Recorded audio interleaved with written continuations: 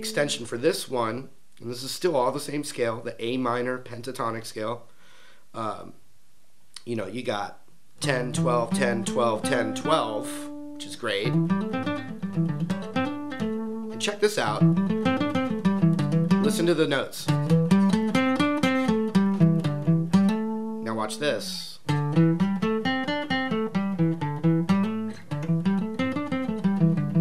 Ooh, the exact same thing. Exact same thing in a different spot.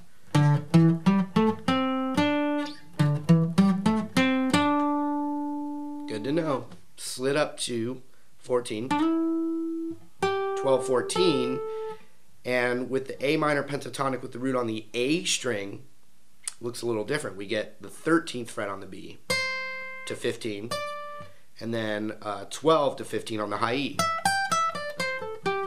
So there's one little part where I was like, very simple, just going down the scale on one string. And I slid that back.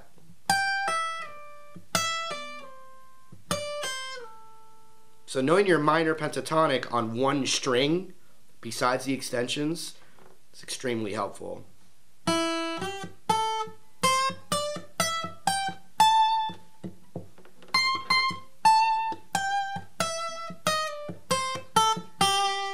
Because what you can do is, if, you know, I mean, just like anything,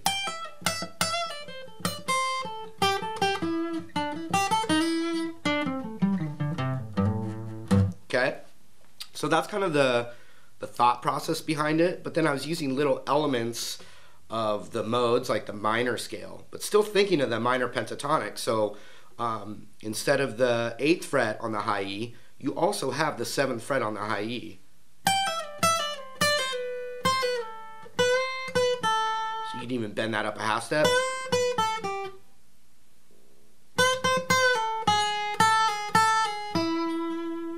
And when I went to like the 4th fret on the high E, that's one little part that's out of the scale, and that is coming from actually what's called the harmonic minor scale. But I wasn't using that in the actual solo, just that classic.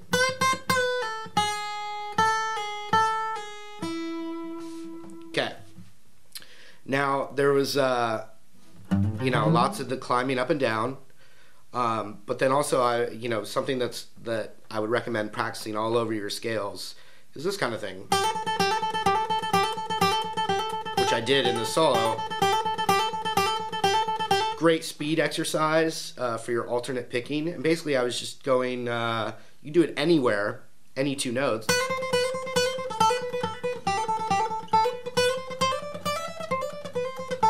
Just little rhythmic patterns, you know. But so I was going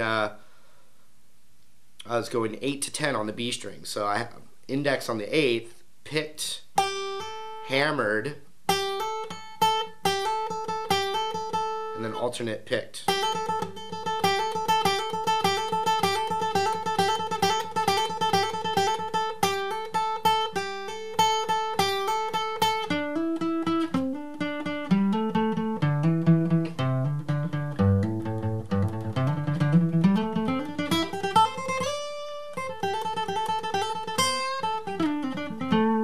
The other thing I did, and these are just like medium gauge strings on this acoustic, but on that B string, I was actually bending it a minor third. That's the root. I was bending it all the way up to the tone that would be on the 13th fret.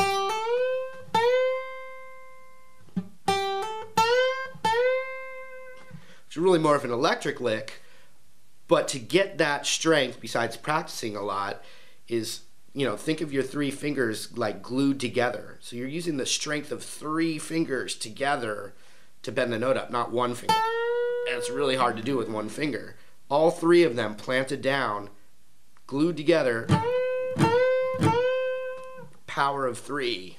Voltron. Read between the lines. No, just kidding.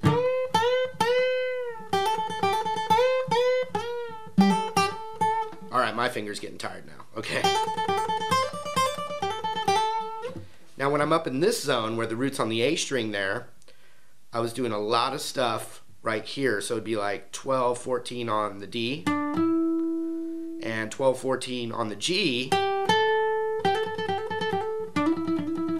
also have the blues note right here on the 13th fret of the D.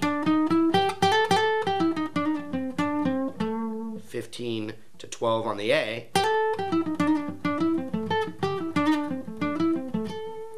But lots of this little box stuff going to a double stop right here. 12th fret, 13th fret.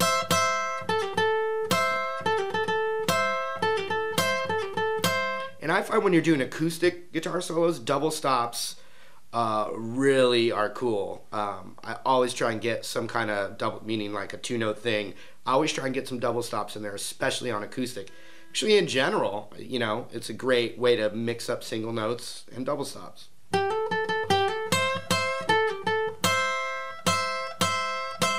And I kind of nudge my middle finger there. Not too much.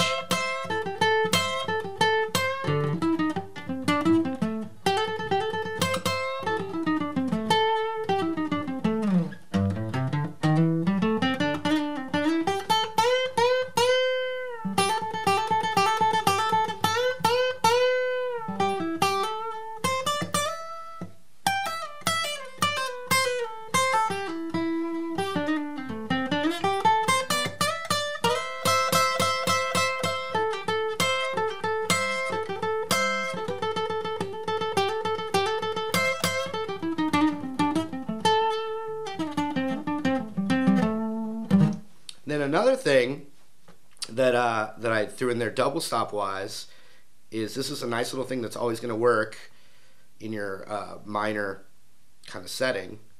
That double stop, we're going to follow the index finger down a whole step, and then my ring finger is going to go to the 12th fret of the B.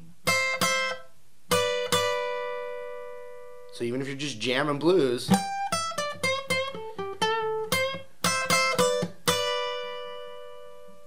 gives you a more minor sound than blues, which we like. We like to mix all our tools up. Good news, we can just do the exact same thing a whole step down. Now we're going to track our index finger down a half step, and middle finger is going to go right there. So we've only used two different finger shapes. First shape again.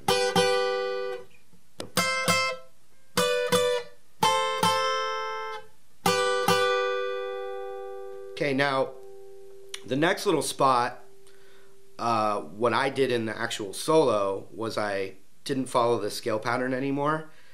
I did something like this, which is just totally improvised. And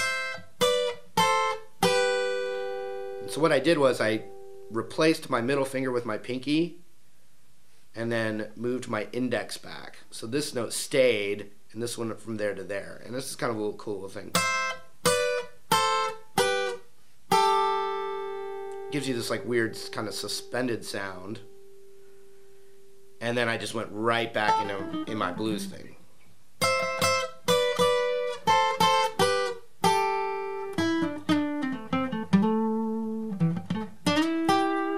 But in a natural minor, you're gonna go same thing. It just doesn't sound good in like a rock and roll setting, that particular one. Then you do this one again.